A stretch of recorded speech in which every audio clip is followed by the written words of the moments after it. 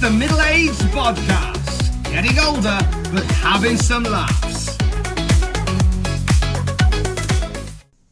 Welcome to the Middle-aged Bodcast with me, Raging Rich. And me, T.A. Shelano. T.A., we have a very special episode today. We do indeed. I'm going to read the first chapter of my debut novel, The Doctor's Hidden Patients, as a sort of form of an audiobook. Fantastic. Looking forward to this one. Shall we just get straight into it? Let's go for it, Rich. The vocal cords are ready. Chapter 1, Revelations. Saturday, the 3rd of July, 1999, 3:55 p.m. It was a bright and sunny afternoon in a supermarket car park in Oxfordshire. 58-year-old Dr. Robert Leidenstraum, a German scientist living in the UK, gently pushed a heavy trolley. After numerous warnings from his GP about his blood pressure and cholesterol, he looked sheepishly at the wine and cheese-filled carrier bags. As he approached his prized black Audi A4 saloon, which he had got a good deal on just 6 weeks earlier, he noticed what looked like a sizable scratch on the driver's side door, which made his blood boil. As he bent over to get a closer look, pain permeated his left arm. He clutched his chest and fell to the ground. The trolley rolled back and rested almost lovingly on his head. Dr. Leidenstraum awoke in hospital and gazed at the ceiling of Ward 7, wondering why he was not watching Wimbledon in his conservatory with Pimm's and strawberries. Then he remembered the car park. Who had scratched his beloved car? What had happened to his gorgonzola and merlot? Where was the fillet steak that he had planned to cook for dinner that evening? His pain and annoyance were exacerbated by the screaming of another patient 4 beds along. The noise pierced his inner eardrum and penetrated his very soul. It was then that he heard a familiar and comforting voice break through the wretched wailing. "Dad, thank goodness you're alive. I got here as soon as I could." It was Dr. Leidenstraum's daughter Sarah, a 20-year-old university student who hoped to become a doctor like her father, albeit by pursuing a career in medicine. His eldest child, and undoubtedly his favourite. Whilst he loved Sarah's 17-year-old brother William, he lacked his sister's intelligence, and though never short of effort, in Dr. Leidenstraum's eyes, he was never going to match her achievements or be the son he had hoped for. "I'm sorry, I didn't get time to pick up some grapes. I was in such a panic and rush." "Don't worry, I should be eating strawberries right now. Grapes would only force me to accept my current predicament. Perhaps I could put them in my ears to shut him up," he said, tilting his head in the direction of the screaming man. Sarah chuckled. It was a fond reminder of how her father's dry sense of humour had illuminated her childhood, when gloom could easily have prevailed following the death of her mother in a car accident. Sarah was 4 years old. Sarah's reminiscence was interrupted by her father's gasps for breath. Sarah shouted for help. Her father pulled her near and said meekly, "The lock-up. The keys are in my study. I'm sorry. I never told you." Nurses rushed to tend to Dr. Leidenstraum, but all efforts were in vain. He was dead. Sarah reeled in shock. She was numb, overwhelmed with grief and confused. What did her father's last words mean? Sarah returned to the family home in a daze. She parked her beloved red Nissan Micra on the pebble driveway in front of the bay window of the semi-detached house. She climbed out of Joanna, the name she'd affectionately given her car in honour of her favourite actress, Joanna Lumley. The absence of her father's black Audi from in front of the recently painted white garage door was an instant reminder of her unfathomable loss. Sarah opened the white UPVC front door, wiped her feet on the mat and took her shoes off. Her father had told her 1,000 times to take her shoes off. How she longed to hear him shout at her to take her shoes off one more time. Things would never be the same again. Sarah called her brother's mobile, but he didn't answer. She contemplated her father's last words and ventured into his study in search of answers. Family photos adorned the room, producing a flood of tears, tinged with both sadness and joy as she pored over many cherished memories. Sarah's recollections paused as her gaze was drawn to a set of keys hanging on the wall. Were those the keys? Sarah wondered. She snatched hold of them, 3 silver keys, each emblazoned with a different word. Safe, lock-up, lock-up internal. In the corner of the room, she was drawn to a small, wall-mounted safe and contemplated trying the safe key. Feelings of unease passed over her. This was her father's room. He had strictly forbidden her or Will from going in there. She recalled the rage he flew into when he had caught her in there during a game of hide-and-seek with Will. She had never dared set foot in there since. Being in there now felt like an invasion of his privacy, even following his death. If he had to wait for his final moments to mention these keys to her, what would she find? Then the phone interrupted her racing thoughts. It was her brother. "Will, I need you to come home, okay?" "What? Why? I'm in London." "I can't sound the phone, but I need you to come home as soon as you can, all right?" Concerned by his sister's tone, Will agreed to return on the next available train. As the phone call concluded, Sarah took a sharp intake of breath and placed the key into the lock. The door opened. Her trepidation was quickly met with a wave of disappointment. A few journals, a floppy disk and some paperwork. She skimmed through the papers and happened upon documentation about the purchase of a warehouse along with a photograph of it. She noticed the date was 1983, a few months after her mother's death. Intrigued by this, and with her father's words ringing in her ears, Sarah opened the first journal. It felt wrong, but surely this is what he would have wanted, she thought to herself, as if seeking to justify her actions. The journal commenced on the 8th of November 1983, the day the warehouse was purchased, and highlighted plans to carry out biological experiments as part of an academic research project. Her father's notes outlined how his wife's death had devastated him. The emptiness and despair he felt had motivated him to use his skills to create and preserve life. Skipping to the final journal, Sarah could see it had been written up until the previous day, the 2nd of July 1999.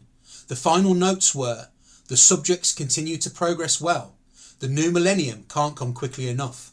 Sarah was studious in nature, but couldn't motivate herself to begin trawling through her father's extensive diaries, particularly given the fact she was struggling to hold back more tears. Instead, she decided a visit to the warehouse would kill the proverbial two birds with one stone, as it would serve as a welcome distraction while satisfying her curiosity as to what her father had been doing there. It was a warm and bright evening after a beautiful sunny day, the opposite of how Sarah felt. Sarah drove Joanna and listened to FM radio. The pub beer gardens bustled with sun-scorched revellers who had lapped up the rare, glorious British sunshine. It would probably be raining next weekend. Britney Spears' Baby One More Time was played. How many times had she heard that song in the last few months? Sarah preferred Christina Aguilera to Britney, but she had often found it impossible to resist the temptation to warble to Britney. No Scrubs by TLC followed. Sarah loved that song. If her friends were in the car with her, they would sing loudly with the song on full blast. As her 20-minute drive concluded, she found herself immersed in an industrial estate which contained several warehouse units. The DJ played Baz Luhrmann's "Everybody's Free to Wear Sunscreen." The lyrics were just too painful. Sarah switched the radio off. All the businesses on the estate were closed, so Sarah felt confident her visit would go unnoticed and, more importantly, unchallenged. Sarah recognised the warehouse from the photograph in her father's study. It was the last warehouse along on the right-hand side of the estate. She saw that the windows to the side of the building were tinted. As she approached the front door, she saw a small sign inscribed with 8B. The emptiness of the industrial estate made her feel distinctly uneasy, but she plucked up the courage to climb out of her car. She tentatively placed the lock-up key into the lock and gradually opened the front door. Sarah was underwhelmed by the sight of an empty wooden table and chair surrounded by brick walls from the floor to the ceiling. However, she noticed there was a steel door behind the table and chair. Sarah placed the lock-up internal key into the lock of the steel door. She turned the key and pulled the handle down. Hesitantly, Sarah walked into a completely darkened room. As she switched on the lights, she gasped in shock at what she saw before her. 12 glass cubicles, 6 to her left and 6 to the right. Each one contained what appeared to be a person facing in her direction. Sarah froze in fear. Her mouth opened wide as her eyes popped metaphorically out of her head. She saw what appeared to be 6 males and 6 females of differing ethnicities all around her age. Sarah was stunned. "What is this? What the hell has Dad been doing?" she whispered to herself as she walked tentatively along the centre of the room and gazed at each specimen like a tourist in a museum. Sarah's wonderment was disturbed by a tap on the glass of the cubicle that was fourth along on the left. She screamed and fell to the ground. Tentatively, she looked up anxiously, gripped by paralysing fear. The figure inside looked human, but was attached to a tube from the back. They all were. The figure waved at her and smiled. Sarah was aghast and screamed again, a few decibels louder than the first time. Sarah scrambled to her feet and turned to run back towards the door. As she did so, she heard a voice say, "Sarah," which stopped her dead in her tracks. She glanced cautiously over her right shoulder and looked directly at the figure. "Hello, Sarah," the figure said. It felt like time had descended into slow motion as Sarah fell to her knees, unable to digest what happened. Sarah crawled furiously towards the door like an energetic baby, climbed through the gap, jumped to her feet and slammed the steel door shut like an angry jailer. She sat with her back up against the door and caught her breath. Sarah's attention was diverted by the sound of her phone ringing. It was her brother. Shaking uncontrollably, she answered the phone. "Sarah, my train gets in at 9:30. Can you pick me up?" Yes, Sarah stuttered. "What's going on? Are you okay?" I'll see you soon, Will. I'll see you soon. I've got to go." She locked up the premises, got into her car and drove to the train station. Sarah was elegant, short and slim, with shoulder-length mousy brown hair, piercing blue eyes and a prominent upturned nose. She cut a lonely and somewhat pitiful figure as she sat on the square brick wall surrounding the giant green clock on the concourse and waited anxiously for her brother to arrive. Sarah watched the countless people scurrying through the station.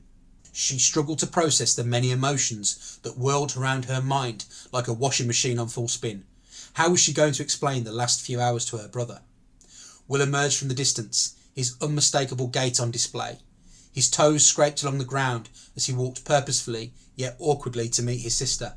Will was tall and slim, with long unkempt brown hair and sullen brown eyes. His appearance was in stark contrast to that of his sibling. As Will approached, the look in Sarah's eyes instinctively told him what the news was. "It's Dad, isn't it? He's..." Sarah nodded. "Been nicked because of the bodies in the warehouse?" Sarah reeled in shock. Her brother knew about the warehouse? "No, Dad's dead. He's dead. I'm sorry, Will. I'm sorry. The warehouse. How did you..." "Dead? Dead? He can't be. No, he can't be." Sarah hugged her brother and they shared a tender moment in grief that was in contrast to their usual sibling rivalry. Having let the moment pass and allowed for the news to begin to sink in, Sarah probed her brother. "What were you saying about a warehouse?" "Nothing." "I know too. How? And how did Dad die?" "I was there at the hospital. He'd had a heart attack. He told me about the warehouse just before he died." "How much did he tell you?" "Not a lot, but..." "But what?" "I've been there just before I came here to meet you." "What? Why?" "Curiosity. I was in shock. I am in shock. I didn't know what I was going to find. I don't know what I found." Realising his sister was battling with her emotions and that he hadn't yet processed his own, Will displayed an emotional maturity beyond his years and calmly suggested they carry on the conversation at home. Will poured a large measure of his father's best whiskey into a fine crystal spirit glass, a glass he'd never been allowed to drink from. He took a tentative sip and looked up to the sky, as if to acknowledge his father would be watching him angrily. "Even in the circumstances, Dad wouldn't approve of your drinking, especially his best whiskey, and in one of his special glasses," Sarah said. Will ignored his sister and took a substantial swig of the fine single malt. "This is so smooth, it soothes rather than burns the back of your throat, unlike that cheap stuff they sell in the Old Crown at £2 a double." Will then reluctantly updated his sister on what he knew about the warehouse. "A few months ago, I was with my mate Tarek when he went to get his Fiesta fixed at a garage on an industrial estate. We had a bit of spare time and went to grab a coffee. I saw Dad's car pull into the estate and park up by this warehouse, which I thought was odd. I made an excuse to Tarek that I needed to make an urgent call and snuck down to the unit. Dad hadn't locked the door, so I entered and found him in that room with all those people in glass containers. Obviously, he was shocked and wasn't best pleased to see me. He became angry and paranoid. He accused me of following him. I didn't know how to react, but I shifted it back towards him and what he was doing in this warehouse. I demanded answers and couldn't believe what I heard. He swore me to secrecy. I'm sorry you found out about it like this." His recollection was disrupted by an unexpected knock at the door. "I'll get it," Sarah said. It was Alice, a well-meaning but annoying neighbour. Alice was 48 years old, short and slightly overweight, with shoulder-length dark hair tinted with patches of grey and emerald green eyes.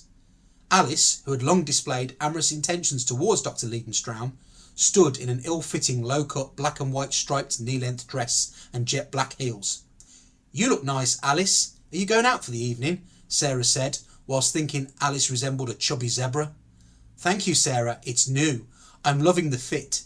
It's just on the right side of cosy, so I will have to watch my calorie intake. Anyway, is your father in?" "No, he isn't. You'd better come inside." "Hello, Will. How are you?" "Hi, Alice." Sarah and Will looked at Alice.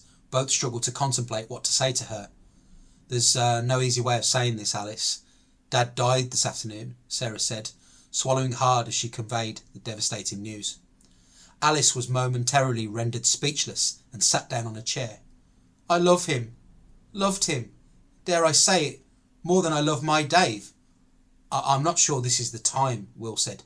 "You're right. I'm sorry. I'm intruding. I'll go. I'll come and see you in the morning." After Alice left, Will cut his sister a puzzled look. "It's a bit late for her to be coming round, isn't it? Where were we before we were interrupted?" "The warehouse. Dad told me he'd bought the warehouse after Mom died, to carry out experiments related to his work." Sarah listened intently, scarcely able to believe what she was hearing. He was looking to a future where advancements in technology would see humans gradually replaced, so he was creating half-human, half-machine hybrids in an attempt to try and help preserve the species, as it were. Will hesitated and then gave Sarah the earth-shattering news that their father had commenced his experiments by extracting DNA from babies in his work touring hospitals. No, he couldn't. How could he? Are you saying the people, or whatever they are in those cubicles, share DNA with teenagers out there in society? They are their robotic twins? And you've kept his secret? You haven't tried to stop him? Actually, I've been helping him. As I'm studying IT at college, he asked me to conduct research for him into software development. He thought it would help me to improve my academic results. You know, I've always been a bit of a techie geek, so it's like I'm part of building real transformers or something. Can you hear yourself? How unethical all this is. Well, it's stopping now. Do you hear me? Dad said you'd react like this. It's why he never told you. He wanted to. He wanted you involved. That journal he's written about the work he's done was for you, not me. In the event of his passing away or getting locked up, I think he thought you'd be able to follow his work because he knew I wouldn't be able to. I don't want to follow his work. This is insane. You can't be serious. I'm not doing it. Sarah stormed angrily upstairs.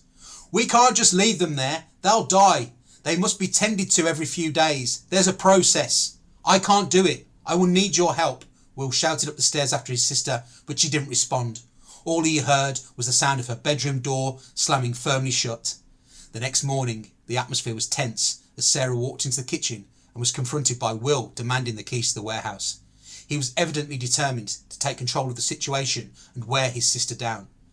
I think we should go there together this morning. We can't start making any funeral arrangements until tomorrow anyway. We need to do this. Okay. We will go there together, and we need to stick together. Not that I forgive you or Dad for what you've done. Don't think that for a second.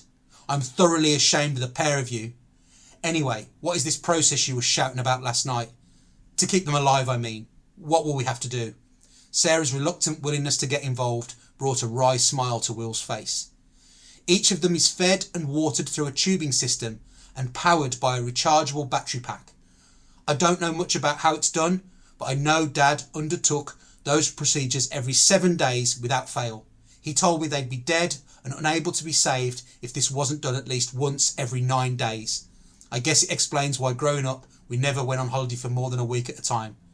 Sarah forced a smile at her brother's humorous remark. I know you really don't want to, sis, but I think if you take his journal, you will be able to work through it. His final diary entry was Friday, so I guess that was the last time he fed them or charged them or whatever. We won't need to do that today, but I agree, we should still go. I will put the journals and paperwork from the safe in a bag and take it with us. Whilst travelling in Joanna to the warehouse, no Scrubs came on the radio. Sarah turned up the volume dial, much to Will's annoyance. I hate this song, Will said. It's better than that Slipknot rubbish I've heard coming from your bedroom. It's just not music, Will. That's what Dad said. He kept telling me I should listen to the Beatles. Well, it would be an improvement. Trust you to side with him as always. Shush, I love this rap part of the song, Sarah said as she tried to mimic Lisa Left Eye Lopez, much to Will's amusement. As TLC faded back to the DJ in the studio, Sarah turned the volume down and attempted to establish what had driven her brother to get involved in their father's work. I'm a bit surprised you wanted to help Dad with this. I've always been a disappointment to him. You were his favourite. He'd always made that abundantly clear. This gave me an opportunity to work with him and prove my worth. I don't necessarily agree with it, but he's put a lot of work into this project and I think we should see it through. They arrived at the site and parked up. Hang on, when I was here yesterday, one of them said my name. How's that possible? This resulted in an awkward silence as Will hesitated to respond. It's part of the programming. They've seen photos, etc. That's creepy. I don't like it. I thought you'd be flattered. I thought inanimate robots were your type, judging by that guy Simon you were seeing. Dad needn't have bothered with all this. He should have just experimented on him. Thanks a lot, Will. I take it the closest you've managed to get to an intimate relationship is still with your right hand. I've got loads of interest. I'm having to turn them away. And I'm left-handed, remember? So you've worked on these things, Sarah said, anxious to move the conversation away from their squabbling and back to the important task at hand. No, Dad wouldn't trust me to work on them, but I've watched him working on them. They got out of the vehicle and entered the building. Will tried to reassure his sister that all would be okay. Sarah and Will walked along inspecting each pod with the same pace and attention as Her Majesty the Queen meeting entertainers after the Royal Variety performance. The figure that had greeted Sarah the day previously said, "Hello, Sarah. You came back." Hello, Sarah said. As they reached the last two cubicles, Sarah noticed a black curtain covering a small square area behind a locker, like what you'd find in a leisure centre changing room. Have you ever been behind that curtain, Will? No, I can't say I've ever paid it much attention before. Sarah felt apprehensive and proceeded towards the curtain slowly. As she reached it, she placed her left hand on the dusty fabric and pulled it across quickly. "Ah!" screamed a voice at her from within a glass pod. Sarah responded in kind. Will grabbed hold of his sister and pulled her away from the pod, but then stopped abruptly. "Oh my God, I don't believe it." Gathering her composure, Sarah looked up and was as equally aghast as her brother. The figure in the pod was a human-robot hybrid of Brett Sadler, their next-door neighbour Alice's son. Sarah and Will didn't recognise any of the others, but this freaked them out, as it was someone they knew. This felt personal. The figure in the pod was perturbed by Sarah and Will's gawping. "What are you two looking at? Where's Dr. Leidenstraum?" Sarah swiftly pulled the curtain across. The figure continued to remonstrate as they tried to comprehend that it was a clone of Alice's son. For Will, the shock forced him to think more about the ramifications of his father's work. He'd minded a lot less when it was people he didn't know. This was different. He knew Brett. Whilst Will was slightly older, he'd grown up with him. Sarah recognised her brother's anguish. She caringly placed a hand on his shoulder and they embraced, marking another rare tender moment between them. Will asked his sister what they should do. His earlier confidence and determination had seeped away in a heartbeat. "We must grieve for him and plan the funeral. We need to talk to relatives and friends. I don't think either of us can deal with this right now." Will nodded and they left the warehouse. Sarah sat on the rusty brown leather couch in silent contemplation. She looked forlornly to her left at the matching empty chair and footstool. A white mug emblazoned with "I love Tenerife" in red letters and a sky blue coloured cereal bowl were on the glass table next to her father's chair. Sarah had bought the mug for her dad from a tacky gift shop whilst on holiday the year before. He had cherished it ever since. She smiled as she remembered parting with a few pesetas whilst her friend Megan complained about the sunburn on her arms and witted about how the waiter at the restaurant the night before was clearly in love with her. They had apparently locked eyes for at least 4 seconds when he served her paella. How much would the mug cost this year, now Spain had adopted the euro as currency, Sarah wondered. Will paced anxiously up and down the well-worn oatmeal carpet.